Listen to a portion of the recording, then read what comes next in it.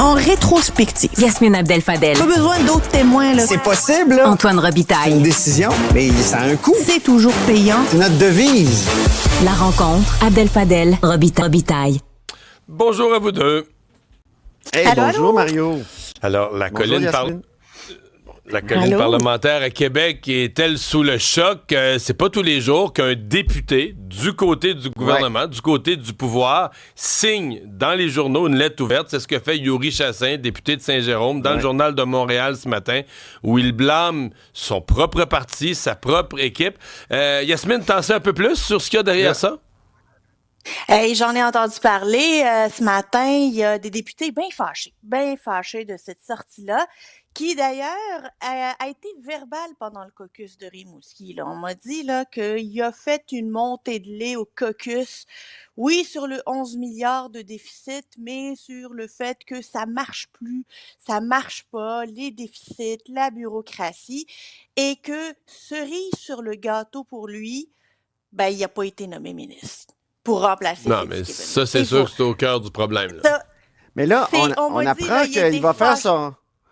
Oui, Il va vas-y, faire Antoine. le point sur son avenir politique. Il va faire le point sur son avenir À politique. 9h ce matin, c'est ça? Ouais, c'est ça, hein? Oui. Donc, c'est quelque chose, là. C'est très fort. Moi, je lui avais parlé en marge du caucus parce que, tu sais, Yuri, c'est un fumeur. Donc, c'est très le fun, les fumeurs. On peut leur parler souvent à la porte 6 au Parlement ou en marge du caucus. Et je n'avais pas senti toute cette exaspération-là, ça, je dois le dire.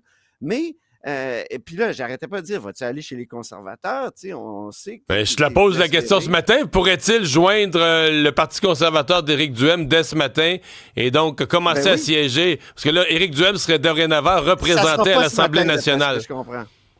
D'après ce que je comprends, ça ne sera pas ce matin. Mais c'est un long cheminement. On sait que, tu sais, Éric Duhem disait toujours la même chose à propos de Yuri Chassin. Toi, tu travailles de l'intérieur, moi de l'extérieur. Puis Chassin disait la même affaire pour faire avancer les idées de conservateur fiscal. Donc, et là, est-ce qu'il est rendu à son moment Claire Claire Sanson. qui a donné Claire Sanson qui a donné 100 $ pour se faire expulser, finalement? On a l'impression que ça ressemble à ça, mais ça ne se fera pas ce matin, d'après ce que j'ai compris. Mais Yasmine, est-ce que c'est acceptable pour le caucus? Est-ce que c'est acceptable? Est-ce que tu peux tolérer ça? Est-ce que tu peux l'exclure du caucus? Est-ce que tu peux le bannir du caucus? C'est difficile, ça aussi, quand tout va déjà mal. Mario, le caucus est fâché ce matin, puis il n'est pas content qu'ils prennent la porte. C'est ce que j'entends chez beaucoup de personnes ce matin, là, qui n'est pas content, là, qui aille prendre la porte. Peu importe ce qu'on va faire, il va pas être heureux. C'est pas un joueur d'équipe, ça c'est revenu souvent, c'est pas un joueur d'équipe. Mais tu sais, dans sa lettre, il dit « Avant de faire le saut comme candidat de la CAQ, ma préoccupation n'était pas de savoir si j'allais être ministre ou pas. Je peux te dire que bien du monde ont avalé leur café de travers lorsqu'ils ont lu ça, parce que tout est à propos du fait s'il est ministre ou pas. Pour lui, il a été insulté que Christine Fréchette devienne ministre du Développement économique. Et on me dit que, tu sais, tout le bureau du premier ministre qui nous disait c'est pas un remaniement, là, c'est un ajustement, c'est pas un remaniement. Ben, c'était pour lui, là. C'était pour lui. Mais il y avait ses fiertés aussi. Mais sur le fond, il n'y a pas raison. Ça, il y avait ses fiertés. Il avait fait avancer certains dossiers. Les baisses d'impôts, les hôpitaux privés, mais ça avait accouché d'une souris finalement. Mais au moins, c'était là. Mais là, il était exaspéré, je pense, par ce déficit-là, les Kings de Los Angeles, les investissements de Fitzgibbon. Donc, mais il n'y a pas raison un petit peu. Ouais, mais il n'y a pas raison un petit peu. Le parti qui est supposé être au centre de droite, qui fait un déficit de 11 milliards, qui a augmenté le nombre de fonctionnaires. Mettons que moi, je m'attarde à la lettre. Là, j'oublie qu'il voulait être ministre. Mettons, je mets tout le reste de côté et je lis la lettre. Moi, je suis obligé de dire, il a largement raison. Je suis plus à droite, moi aussi. Là, je suis de la même école de pensée un peu, mais je lis tout ça puis je me dis, il n'y a rien de faux. Là. C'est une lecture lucide des problèmes de la CAQ et d'une certaine perte de la fameuse boussole. Mais Mario, ça fait... le budget a été déposé le 12 mars. On est le 12 septembre. 6 mois, jour pour jour. C'est sûr que ça fait bien du temps pour le lire. me semble que ça a pris du temps pour se rendre compte que le déficit était de 11 milliards. Là. Il aurait pu claquer, avoir la même lettre le lendemain du déficit. Là. Pourquoi avoir attendu 6 mois? Ça a pris du temps pour s'en rendre compte. C'est pour ça que tout le monde dit, écoute, ça n'a rien à voir avec le budget. Évidemment, le 11 milliards, ça vient le chercher, évidemment, ça va contre son positionnement politique.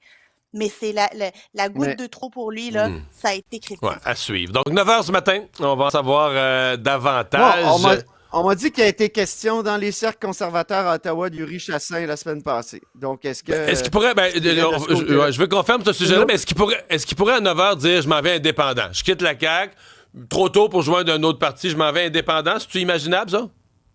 Très possible. Très possible. OK, je retiens ça. Ouais. Transport en commun, Antoine, hier, c'est rare qu'on voit une ministre parler avec candeur et le dire en termes simples, mais écoutez bien, on n'a plus d'argent. On n'a plus d'argent. Ouais. C'est clair, ça? C'était vraiment frappant. Et là, on se dit, il n'y a plus d'argent, oui, mais il y a des investissements à faire quand même, parce qu'on ne peut pas rester à la traîne du monde entier qui se met au transport en commun. C'était vraiment...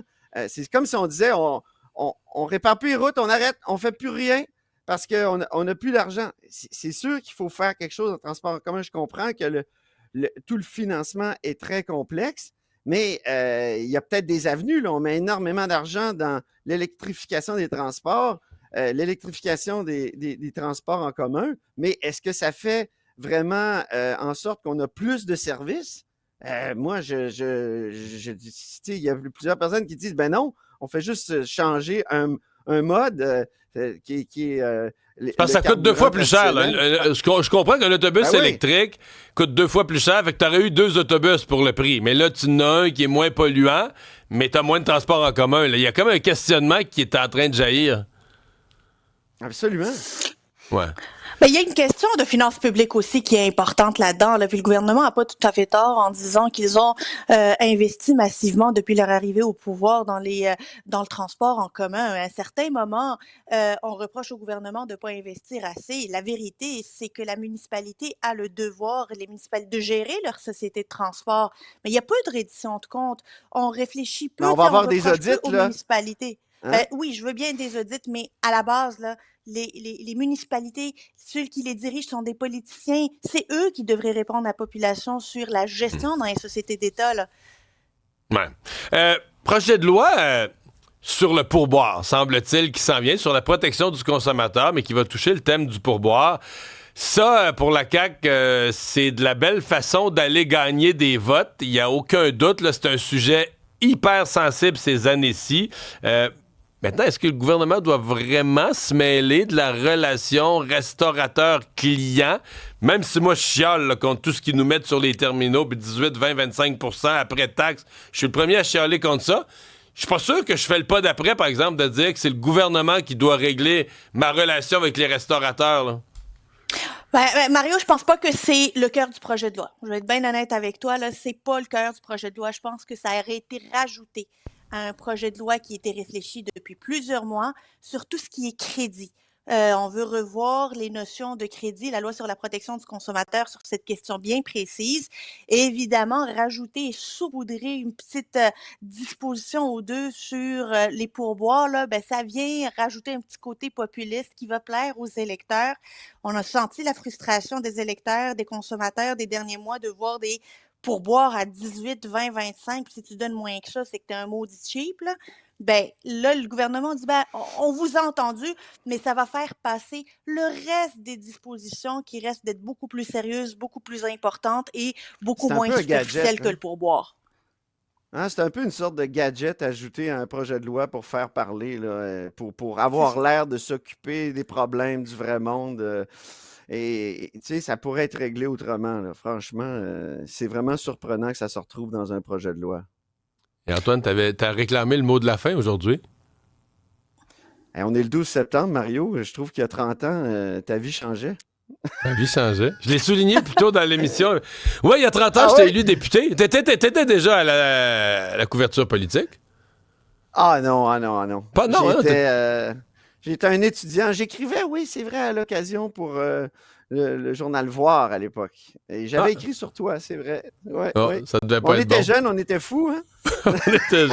J'avais 24 ans, effectivement. J'avais 24 ans. Et puis, le 12 septembre 1994, j'en garde un souvenir impérissable. La première fois que tu te fais élire, il y a comme, surtout un nouveau parti, il y a comme un moment qui est unique dans une vie.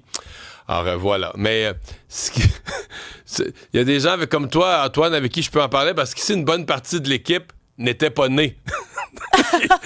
Mais Mario, j'avais... Vu que t'es devenu grand-père... T'avais 5 ans, Yasmine.